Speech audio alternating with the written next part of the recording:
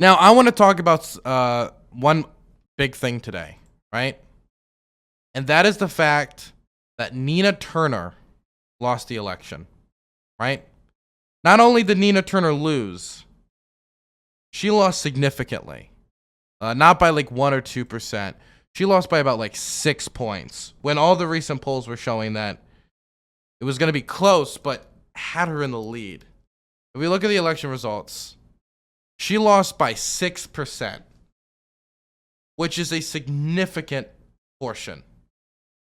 It is a significant portion to lose by 6%. We can't say that, maybe if we just got one more, and I saw a lot of people blaming the forced to vote people. Can I be honest? It's not their fault. It really isn't. There's no way that that bunch of forced to vote people were the reason that we didn't get that last 6% to victory. Maybe if it was 49-51, you could make that argument that just a tiny bit more and we would have done it. But there's no way in hell that was significant enough. Most certainly, they don't hold that much strength on the local level. Maybe you can make the argument that if they phone banked and donated more, then they could have done it. But let's not blame it on them. I think that's an incorrect analysis of the situation. And it means you're not blaming the actual blame of why Nina Turner lost on the accurate place. And if we can't analyze why Nina Turner lost for real, then we're not going to be able to fix it for next time and have the progressive win. So no, the forced to vote people were not enough to make a difference. Period. Shontel was going to beat Nina Turner with or without the forced to vote people. Now let's be clear, the forced to vote people, the Jimmy Dore people, the socialist MMA or whatever, these individuals don't understand politics fundamentally. They don't understand how Nina Turner could have won or what changes Nina Turner would have had to make to win, because the ones that I would suggest would piss them off so ultimately. But I just wanted to examine why she lost for real and why reasons people are giving for her losing. So let's go look at this guy first, because this guy has always been a Nina Turner detractor, is now a squad detractor. And just general, I will say a dunderhead, right? Nina Turner lost because the weakness of the squad turned off a lot of people on the left, so they didn't support her. This is why politicians not supporting their base has consequences. Nina actually lost because a lot of dark money gave Shontel Brown the win. Are y'all new to politics? What the hell did y'all think would happen? Lol. You need a strong... This is actually the only thing I agree with him on in this whole thing. You need a strong, enthusiastic grassroots base to overcome that. And Nina did not have that because the squad killed enthusiasm. This thread's quote tweets have nobody disputing this argument. Just people mad because I am mean to the squad Lamau. Nina lost because y'all abandoned her. People abandoned her because they felt the squad wasn't representing them. OMG, or just making this about attacking the squad. But you just said Nina lost due to lack of enthusiasm. The people at me make no sense. Lol. But let me just say, this is vapid. This is completely vapid analysis, and everything he said has no meaning behind it. Oh, maybe if the squad was stronger. Maybe if Nina wasn't so weak. Maybe... These are just catchphrases. These are words. They mean nothing. You gotta be specific. How could they have been stronger? How could they have been less weak? Are you sure that that's the reason she lost in the district? Do you have any evidence to examine that? There's no polling data that suggests that. There's no evidence that suggests that, really. But you just use this catch-all term because it's really easy to say, this politician strong, this politician weak, then bang your chest afterwards. That means nothing. These words mean absolutely nothing. You have to give specifics. But there's not specifics. And the things he would suggest that would have made the squad look stronger would have been what? Forced to vote? That would have failed. It wouldn't have given us Medicare for all. And then we would have had a bunch of progressives that wouldn't have gotten committee positions, and we would have lost power. Congratulations. And let me just be clear. The reason why Nina Turner lost in this district has nothing, absolutely nothing to do with forced to vote or weakness. There is no evidence for that to be the case. There's no interviews on the ground with voters that show that, I was going to vote for Nina Turner. But Shontel Brown showed me how strong she was, or oh, Nina just didn't motivate me because she didn't do forced to vote or didn't support forced to vote, or the squad didn't do it, so I didn't go out there. There's no polling data, no nothing to suggest that. I will give this guy like $50 if he can prove to me that that's the case. If he can find some polling data, some post-election polling data, or any real evidence for that to be the case. The words weak and strong mean nothing here. They're just vapid terms being thrown out to attack Nina and the squad. You want actual analysis of why I think she lost? I have a few reasons. I listed them. Number one, the money that flooded in against her. Once Nina Turner is the right one. I'm just keep mixing up the names. Once Nina Turner got in the race and was looking like she was going to dominate, the money flooded in against her. Now, a lot of people will bring up the fact that, wait a second, Nina Turner outspent Shontel Brown. When it comes to campaign finances, yes. One question I do have is, do those calculations actually include the money that was spent by political PACs for just opposing Nina Turner and not just in support of Shontel Brown? Because there was a lot less money that flooded in to just oppose Shontel Brown in comparison to just opposing Nina Turner, right? Because a lot of times you don't need to work with a political campaign to spin an anti-Nina Turner campaign message. You, as a political PAC, can actually not work with the campaign and just put out messaging saying, I hate this candidate, I hate this candidate, I hate this candidate, screw them. So the money that came in from these political PACs did give Shontel Brown a big boost in comparison to what Nina Turner had early in the election, which was massive fundraising numbers.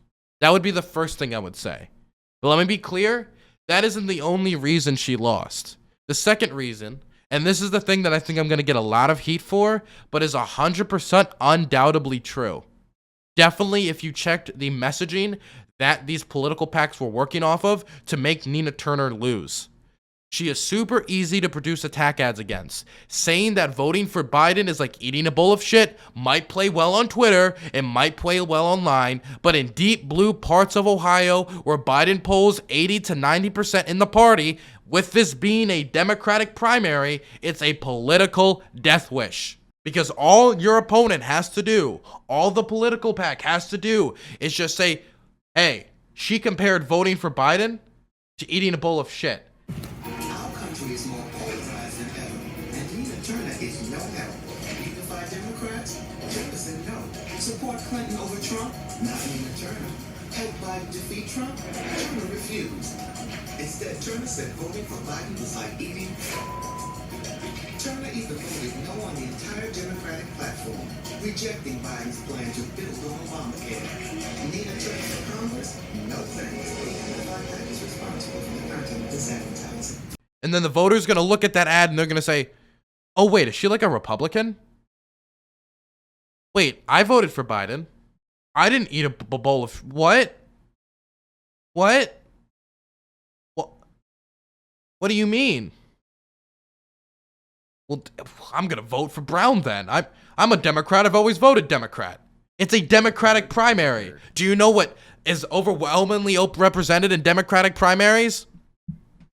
Democrats. Democrats are overwhelmingly represented in Democratic primaries. And the overwhelming majority of Democrats approve of Joe Biden's presidency so far and have a high approval rating of the man himself. So if you compare voting for him to eating a bowl of shit, it's going to be very easy to produce attack ads against you. In fact, if somebody can link me the attack ads that were played against Nina, I'd like to see them because I saw them mention that a lot and it did not play well. And if you look at the people who even online, if you look at the people who didn't like Nina Turner, that was like a common way of attack. If she just would have said, Joe Biden wasn't my first pick, Joe Biden isn't the person I voted for in the primary or something like that, it would have played a lot better than this, because then it's a lot harder to be like, Nina Turner said that Joe Biden wasn't her first pick in the Democratic primary. They wouldn't have even attempted. It wouldn't have looked well. I'm sorry. You can say that's wrong or anything like that. Let me just be clear. You online and your opinions of Joe Biden is not the same as those in the Ohio 11th District. They overwhelmingly in the Democratic primary are going to approve of Joe Biden's presidency. Definitely after the American Rescue Plan, the stimulus, and everything else he's done so far, which polls very well with the Democratic base overall. Okay, now that we've established that, the third reason is that Brown had local and national ties that she took full advantage of and were more useful and relevant to the voters in her district, like Budge, who had the position before her. Some built from her ties on the county council, and others built from her opposition to Nina. Because if you don't know this, right now Shontel Brown is on the county council, and she's a chairman for the local Democratic Party. And that goes in my first point. Nina Turner has not held office in the Ohio State Senate in 7 years. Shontel Brown is a sitting elected official in county government. Her name has probably been on more local Democratic Party ballots and has been seen for local election and Democratic primaries and local elections than Nina Turner has. While Nina has more national recognition, since most of her support came from outside of her district when it comes to finances, that does not necessarily translate to the local level, my best example being Andrew Yang. Andrew Yang got a lot of money from out of state, but you know what? People in New York City knew Eric Adams from New York politics. They saw him on their ballots, they saw him as a local elected official, etc. Andrew Yang, they saw him as the guy on the TV who ran for president that time. Nina Turner, they saw her as, I think she was a state senator 7 years ago. I don't know. She seems to be out of politics for a while. And she helped that Bernie dude. Oh, and she said voting for Biden was like eating a bowl of shit. Analyze our mistakes, rebuild, reorganize, and get back out there. We will get them next time. Obviously, there's a bunch of other smaller details, like when it comes to like the phone banking operation or canvassing that we could get into. Maybe a few people who were like hired for the campaign that could have been replaced by more effective people. But I think that these are the four major things that I would say contributed to her loss. It is always difficult when you don't hold a position of elected office to just jump into a higher position of elected office. I think building up from like city council to county council to then Congress is actually one of the most effective ways to get elected. Because not only are you building local ties and getting that experience that you would be able to use in Congress and that people remember your name more from local elections, but of course you get ties that can endorse you and if you, it's just more effective. Well, what AOC did was extremely impressive, and I support her and I support anybody who wants to try that way. Personally, I've always agreed that the best way to get into elected office is to start local and go up. And she did start local, but she got out of the local scene 7 years ago and then went national, which is, I think, in my opinion, better than going just straight for national. But Shontel Brown was still local. Anyway, there's my main criticisms of why I think, well, not even my main criticism. Some of this was out of her control, like the money coming in opposition to Nina.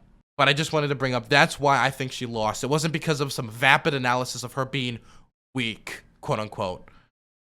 Okay, so why is my analysis decent? Well, I don't know. Maybe it's because I do some stuff in local politics, and it's a lot easier. I mean, it's easier for clickbait to say like, oh, well, this person was weak and this person was strong, and therefore the strong person. Well, it's easy. It gets you clicks, but it's not. It's just vapid. In fact, I even disagree with Cenk Uygur on this. Cenk Uygur said some stuff that I think, in context here, while it sounds fun on the internet, is completely inaccurate. And I like Cenk. I have no problems with Cenk, right? But where is that tweet that he... Listen to this. Look at the establishment logic. Nina Turner should have kissed Joe Biden's ass more. She was too independent. How dare the black woman have independent thought, they say. She did not serve white leadership enough. Yes, this kind of disgusting thinking is considered normal in D.C. And can I be honest? Like, she didn't need to kiss Joe Biden's ass. She didn't.